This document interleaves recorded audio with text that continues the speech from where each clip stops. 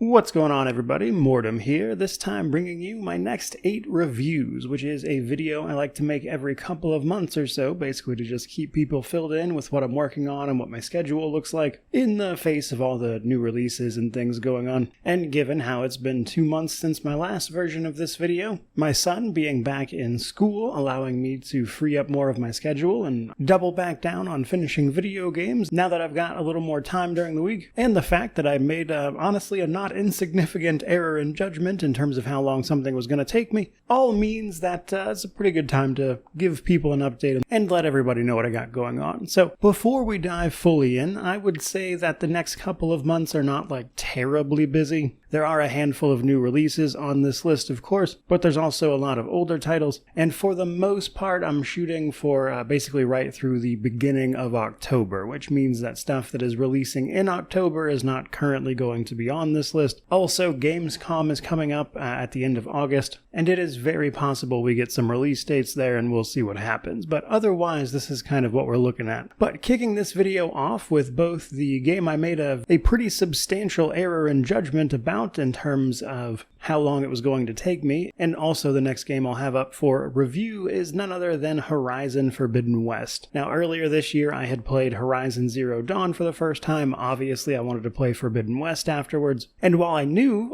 Forbidden West was a large game, estimates for about how long it takes were between 60 to 160 hours, which is a pretty wide range, but given that I had just played the first one, I decided to go ahead and just start Forbidden West on Ultra Hard, and to give an idea of how that's going, I should be finishing my full clear first playthrough on Ultra Hard the same day this video is going live, and I'm at just shy of 90 hours. It has thus far taken me a lot longer than I was anticipating, but the good news is I seem to be past the worst of it. Everything after this is basically wrap up for a couple achievements for the main campaign, or at least the first playthrough of it anyway, the DLC, and then New Game Plus. However, New Game Plus I can drop the difficulty down now that I've got the Ultra Hard playthrough pretty much done, and so it should go much faster from here. But basically, I have spent a significant amount more time on this than I was really anticipating, and I have nobody to blame there but myself. And I'm looking forward to talking about this more in a full review. Now, hopefully, with what I've got left, I will have this review done by roughly the middle of this week if everything goes well, like Friday or Saturday at the absolute worst, I hope. And then immediately after that, I'm going to follow it up with Mafia The Old Country. This is a game that just released. I did not get a review key for it, and thus I had to wait. And honestly, I don't want to stop Horizon Forbidden West for the, I think, third time to play through yet another game, and I hear Mafia is a little on the short side anyway, so I'm not terribly concerned about it. What I've played of it so far is fun. The gameplay is, kind of run-of-the-mill, to be honest. The usual fare of stealth and a little bit of gunplay here and there, but for the most part, it seems like the story's going to be the big deal there, and so far, it has delivered on that front at least. I am engaged in that narrative, and I want to commit to it fully, which is why I want to finish Horizon first. Also, it keeps me from getting confused, and I can keep everything straight in my head.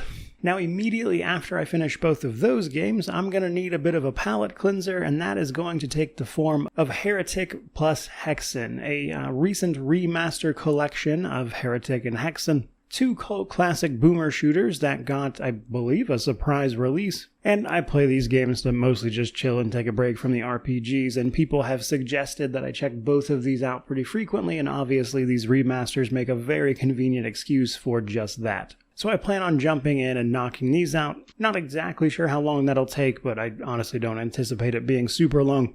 Either way, though, looking forward to jumping into it. Now, fourth up on the list here, the only game left from my previous version that simply has not released yet is Hell Is Us, which releases on September 4th. This is a game that reminds me of things like Resident Evil meets a slightly more action-oriented game. I also like the general vibe of it, as everything is unnatural and unsettling at the same time, but you sneak your way back into a quarantined country and you're trying to get to the bottom of these almost demonic entities that have been walking around here, causing all sorts of problems. I played a preview of it a while back that I enjoyed a lot, and I'm hoping it manages to deliver. Now, keeping it somewhat in the same vein there, though, the next title on our list is actually Cronos The New Dawn. Now, this one is a little different for me because this one, by all appearances, seems to be a survival horror title, but honestly, I really like the visual style at play here. It looks incredibly interesting to me just because of that, but in particular, this game is supposed to see you traveling through time, battling nightmarish creatures as you go, as you navigate what is called the Change, some sort of cataclysmic event that is causing all of the things we see in this game, but mostly it just looks like it has the potential to be a unique experience, and that is a not insubstantial amount of what I'm after these days. Cronos is out on September 5th, just a day after Hell Is Us, which is likely going to be hell on my schedule, but we'll see what happens.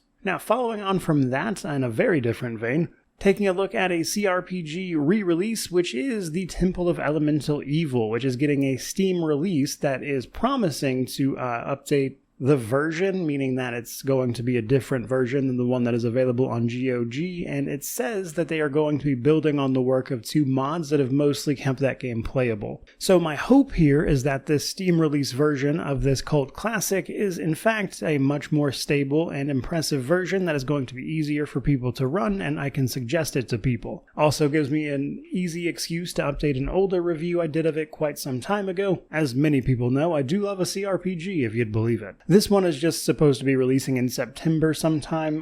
When they initially put the Steam page up, it said September 20th, but then that went away and it just says September now, so we'll see what happens, I suppose. Now, on September 30th, at the very, very end, we've got the release of Final Fantasy Tactics, the Ivalice Chronicles. Final Fantasy Tactics is one of those TRPGs I've been meaning to get around to covering forever, and again, this simply provides a convenient excuse to do exactly that. And basically, this is just a remake of Final Fantasy Tactics, allowing more people to play it. Now, my understanding, though, is that this is not going to include some of the content that was in like a previous remake, I think. So it'll be interesting to see how well received that one winds up being, but either way, I also cover a bunch of TRPGs and I'm looking forward to diving into it. And so I shall. And that brings us to our very last entry, which is none other than Battle Brothers. So, Battle Brothers is yet another TRPG that people have been asking me to cover forever. It is one of the games that has been hotly requested, and I've been meaning to get around to it forever. Now, the reason I'm putting this at the end is primarily because I don't know exactly where it's going to slot into my schedule. Basically, where things are releasing over the next couple of months are a little intermittent, as I